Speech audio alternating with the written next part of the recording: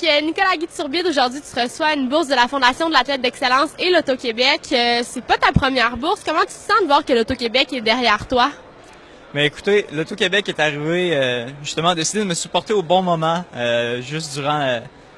aujourd'hui, on est dans une année post-olympique, post-paralympique, mais l'année dernière, on a décidé de me décerner une bourse aussi, puis ça a vraiment aidé aux dernières préparations finales avant les Jeux paralympiques. Puis je dois leur donner une petite partie de ma médaille, dans le fond, je devrais dire. Ils font partie de ceux qui m'ont montré que j'avais potentiel, puis qui ont cru en moi, dans le fond, justement, pour ces Jeux. Parlons-en de cette médaille-là, justement. Est-ce que tu t'attendais à gagner une médaille comme ça en allant à Rio l'été dernier?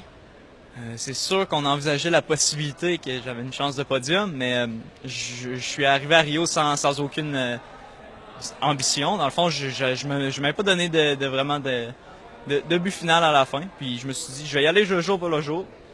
Puis, mon épreuve était la dernière journée. J'ai eu la chance, dans le fond, de faire une autre épreuve juste avant ça, juste comme préparation.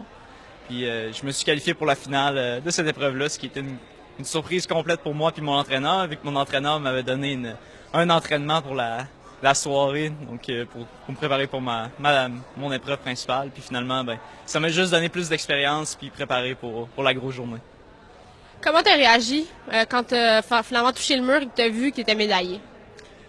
Ça m'a pris peut-être 5-6 secondes avant de savoir exactement que j'avais terminé troisième, que j'avais remporté la médaille de bronze. Malheureusement, je suis pas capable de voir les temps au tableau quand je touche la plaque à l'arrivée. Par contre, à Rio, dans le fond, il y avait des petites lumières qui s'allumaient à côté des blocs de départ, puis qui nous disaient, dans le fond, notre position, dépendamment du nombre de lumières qui est allumé.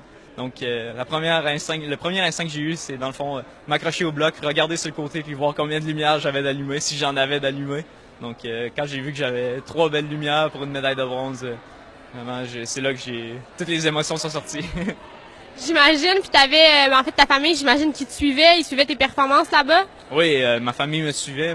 Ma famille a décidé de venir faire le voyage au Brésil pour venir voir la course en direct. Puis vraiment, je pense qu'ils ont adoré leur voyage, ils ont adoré surtout la fin du voyage, autant que moi. Donc, vraiment content qu'ils soient venus.